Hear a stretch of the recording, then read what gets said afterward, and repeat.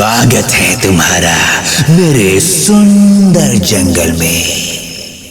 कौन हो तुम और मेरा रास्ता क्यों रोका है? मैं तुम्हारा नया शिक्षक हूँ राहुल। जंगल में भी कोई शिक्षक होता है क्या? यहाँ जीवन के सबसे बड़े सबक मिलते हैं जो किसी स्कूल में नहीं सिखाए जाते। गहरा अंधेरा, चारों ओर सन्नाटा और एक ऐसा जंगल जहाँ अंधेरा होने के बाद कोई भी वहाँ से गुजरने की हिम्मत नहीं करता। और आसपास के लोग कहते, सुना है कल रात फिर किसी ने जंगल में लाल आंखें देखी। हाँ, पहले तो वो आंखें महीने में एक बार नजर आती थी, पर अब तो हर 2 दिन बाद दिखाई देने लगी हैं। मैंने तो यहाँ तक सुना है जो भी वो आंखें देखता है हफ्ता भर बिस्तर से उठता नहीं है। सही कहते हो भाई, शीतल का पति तो पूरे महीने बाद ठीक हुआ था, अब तो उसने रात होने के बाद घर से निकलना ही बंद कर दिया है। हाँ, और मेरे पड़ोसी आनंद भाई, वो तो बेचारे अभी तक बीमार हैं। हे भगवान, बचा ले हमारे गांव वालों को। ये कहानी है भीतरपुर गांव की, जहाँ एक ऐसे शिक्षक की आत्मा का खौफ था जो सांप के रूप में रहता था। उसी गांव में एक 12 साल का बच्चा था, राहुल, जो बहुत ही जिद्दी, आलसी और शिक्षा से दूर भागने वाला बच्चा था। राहुल, स्कूल नहीं जाओगे क्या आज भी? पिछले हफ्ते भी तुम्हारी 2 छुट्टियां हो गई थी। टीचर की कॉल आई थी कि अब राहुल की छुट्टी नहीं होनी चाहिए। अरे माँ, ये क्या है रोज रोज स्कूल? जिंदगी एंजॉय करने के लिए होती है, पढ़ाई के लिए नहीं। सारा समय तो स्कूल में निकल जाता है, खेलने का समय तो मिलता ही नहीं। बेटा, स्कूल से आके खेल लेना, तुम बहुत टाइम होता है। अरे माँ, आप भी स्कूल की टीचर की बातों में आ जाती हो। अच्छा, जा रहा हूँ स्कूल, पर हाँ, स्कूल से आने के बाद मुझे कोई काम मत बोलना, मैं अपने दोस्तों के साथ खेलने जाऊंगा। हाँ हाँ बेटा, ठीक है, स्कूल तो जाओ, तुम नहीं करना कोई काम।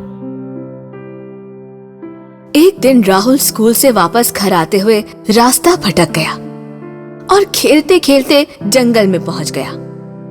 जब उसे एहसास हुआ कि मैं तो गलत रास्ते पे आ गया हूँ, तो बोला, ये मैं कहाँ आ गया? ये तो मेरे घर का रास्ता नहीं है। कौन है वहाँ? डर क्यों रहे हो बेटा? मैं तुम्हें डराने नहीं आया। कौन हो तुम और मुझसे क्या चाहते हो? जो भी हो सामने आओ, ऐसे छुप के बात नहीं करो।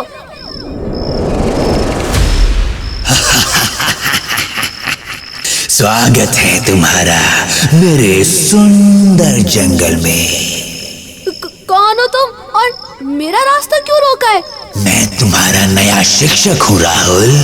जंगल में भी कोई शिक्षक होता है क्या? यहाँ जीवन के सबसे बड़े सबक मिलते हैं जो किसी स्कूल में नहीं सिखाए जाते। राहुल को वो सब अजीब तो लगा, पर उसने वहाँ रुकने का फैसला किया और उस सांप से बातें करने लगा। अच्छा, तो फिर बताओ, मुझे अपना जीवन सुधारने के लिए क्या करना होगा? पहले वचन दो कि जो मैं कहूँगा तुम वही करोगे, और हर दिन तुम्हें मुझसे सीख लेने यहाँ आना होगा जब तक मैं कहूँगा।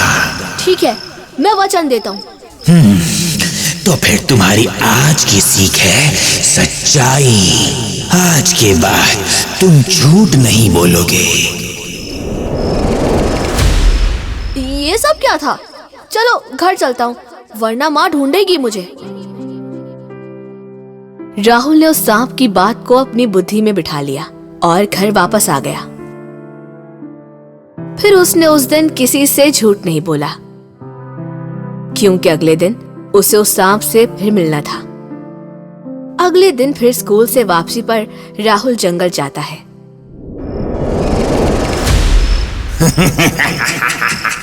अरे, तुम तो बहुत बहादुर बच्चे हो। मैंने तो सोचा था कि तुम भी बाकी बच्चों की तरह वापस नहीं आओगे। मैं औरों की तरह नहीं हूँ जो हर बात पे डर जाते हैं। मैं कभी प्रॉब्लम देख के भागता नहीं हूँ, बल्कि रुक के उसे सॉल्व करता हूँ। अरे वाह, ये तो बहुत अच्छी बात है। तो फिर आज की नई सीख के लिए तैयार हो? हाँ, मैं तैयार हूँ। बताओ अब क्या सीखना है मुझे? तो तुम्हारी आज की सीख है मेहनत। मेहनत? जब बिना मेहनत किए एक शॉर्टकट से सब मिल जाता है, तो मेहनत करने की क्या जरूरत है? शॉर्टकट? शॉर्टकट तुम्हें बर्बादी तक ले जाता है, जबकि मेहनत तुम्हें कामयाब इंसान बनाती है। समाज में तुम्हारा सम्मान होता है, लोग तुम्हारा आदर करते हैं। अच्छा, मेहनत इतने काम की चीज है। ठीक है, तो ये भी करके देखते हैं। राहुल इसे खेल समझने लगा था, पर वो अनजाने में एक अच्छा बच्चा बन रहा था और सांप को अपना दोस्त समझने लगा था। तीसरे दिन फिर वो स्कूल के बाद सीधा जंगल उस सांप से मिलने जाता है।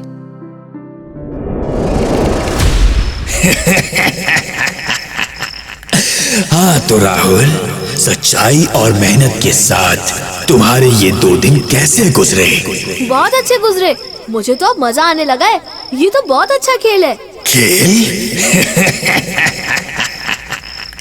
अच्छा तो खेल ही सही। तुम मुझे ये बताओ कि तुम मुझे क्या समझते हो? तुम्हें? मैं अपना दोस्त समझता हूँ। दोस्त? बहुत खूब। तो फिर अपने दोस्त की मदद करोगे? हाँ जरूर। मैं अपने दोस्तों को कभी मुश्किल में नहीं छोड़ता। तो फिर अपने दोस्त को इस सांप के शरीर से आजाद करवा दो। आजाद? पर मैं कैसे आजाद करवाऊंगा? मैं कोई पंडित या तांत्रिक थोड़ी हूँ। हाँ, मुझे मालूम है, पर तुम अब एक सच्चे और मेहनती बच्चे बन गए हो ना। उस शिक्षक की आत्मा सांप के शरीर से आजाद होना चाहती थी, पर उसे आज तक कोई सच्चा इंसान नहीं मिला था। इसलिए उसने पहले राहुल को एक सच्चा और मेहनती इंसान बनाया। पर मैं तुम्हें आजाद कैसे करूंगा? हाँ, मेरे सर पे देखो, एक कील है, वो निकाल दो और मैं इस सांप के शरीर से आजाद हो जाऊंगा और मेरी आत्मा इस संसार से मुक्त हो जाएगी। पर अगर तुम चले गए तो मुझे नई नई सीख कौन देगा? नहीं राहुल, अब तुम्हें किसी भी सीख की जरूरत नहीं है। सच्चाई और मेहनत से तुम एक कामयाब जिंदगी गुजार सकते हो।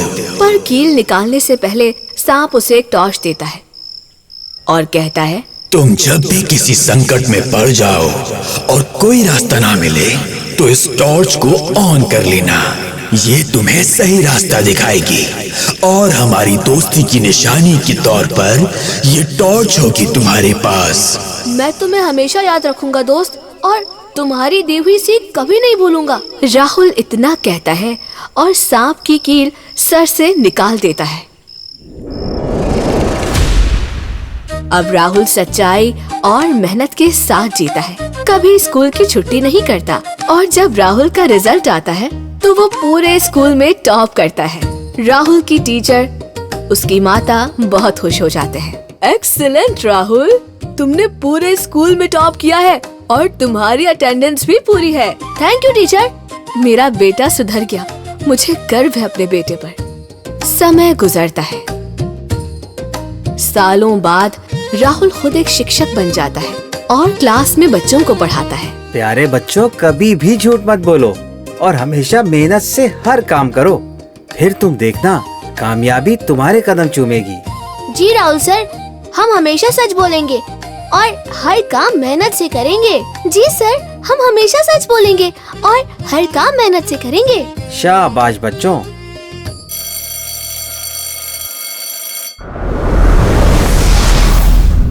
तभी सांप की आवाज आती है।